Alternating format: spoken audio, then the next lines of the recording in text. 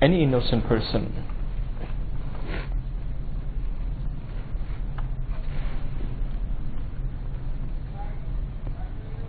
Now,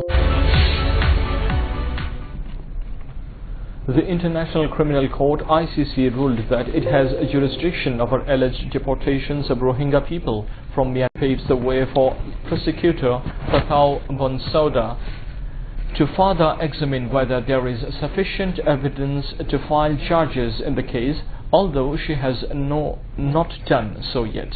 Although Myanmar is not a member of the Hague-based court, Bangladesh is, and the cross-border nature of deportation was sufficient for jurisdiction, the court said.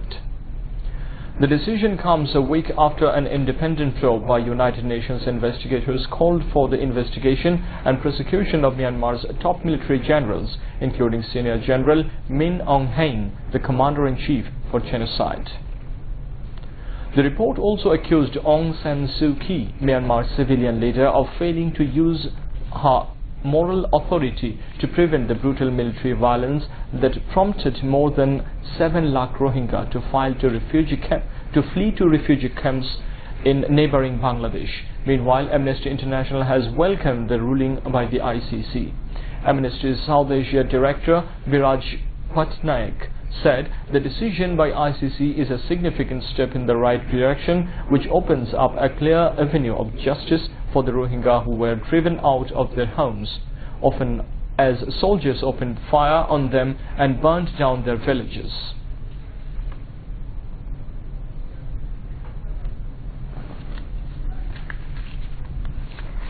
Turkey's president has said that his country does not want a bloodbath in Idlib province, and a ceasefire would be an important step amid looming Russian-backed Syrian offensive in the last rebel-held area. Speaking at a three-way summit in Tehran with his Iranian and Russian counterparts, both major allies of the Syrian government, Recep Tayyip Erdogan stressed that an attack on Idlib would result in a massacre and a disaster.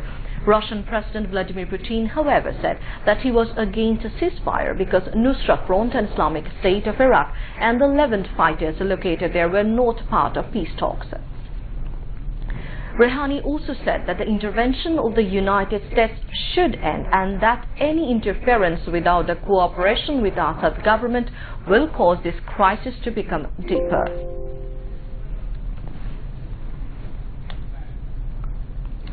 North Korean leader Kim Jong-un's faith in Donald Trump remains unchanged, and he wants to denuclearize the Korean peninsula during the U.S. president's first term. Kim made his comments to envoys from Seoul who were in the north to arrange a new leaders summit later this month. Relations between the north and the U.S. have soured since the historic Trump-Kim summit in Singapore in June. Most observers warn the North has taken no meaningful steps to denuclearize. The summit being planned will be the first time in more than a decade that a South Korean leader has visited the North Korean capital. President Moon Jae-in could act as an intermediary and rekindle the stalled talks between the United States and North Korea.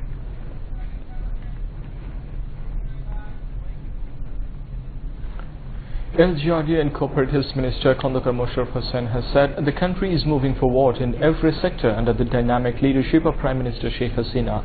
The minister said this while speaking at a meeting in front of Bhandaria Upazila Parishad in Pirojpur today. Pirojpur Jila Parishad Chairman Mohiuddin Maharaj, Bhandaria Upazila Chairman Atikul Islam Ujjal, Upazila Awami League President Faizul Rashid Khosru and Water Resources Minister Anwar Hussain Monju, among others, also spoke in the meeting. Earlier, Khandakar Mosharraf inaugurated the annex building of the Parishad and an auditorium. Now, news and weather.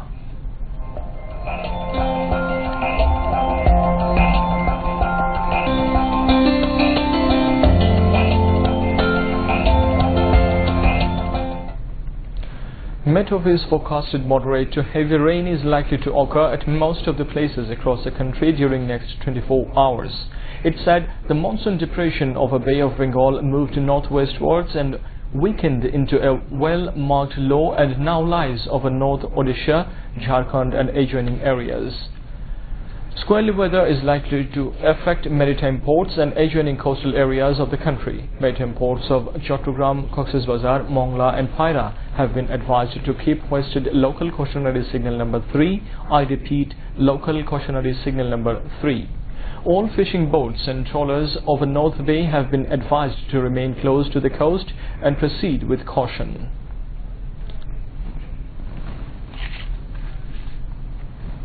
Now news on sports.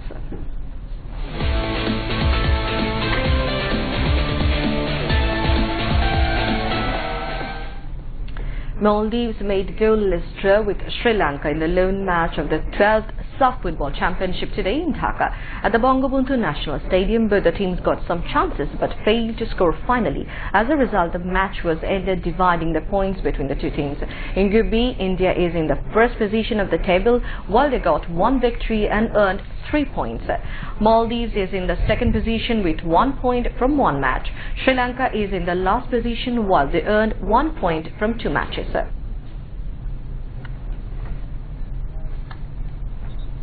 To end the bulletin headlines once again. Book on secret documents of Pakistan intelligence on Bangabandhu Sheikh Mujibur Rahman published with Prime Minister Sheikh Hasina unveiling cover. Prime Minister Sheikh Hasina hopes the people will follow history of liberation war to build prosperous Bangladesh dreamt by Bangabandhu.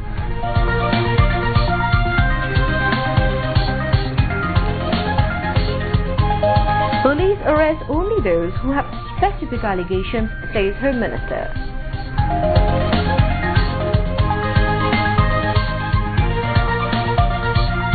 International Crime Court jurisdiction legally established for holding trial of crimes against humanity conducted on Rohingyas. And Sri Lanka made goalless draw with Maldives in SAF Championship. That's all from the newsroom for the moment. Thank you for staying with us and we invite you to watch our 11:30 Bangla News. Until then, Khuda Hafiz. Khuda Hafiz.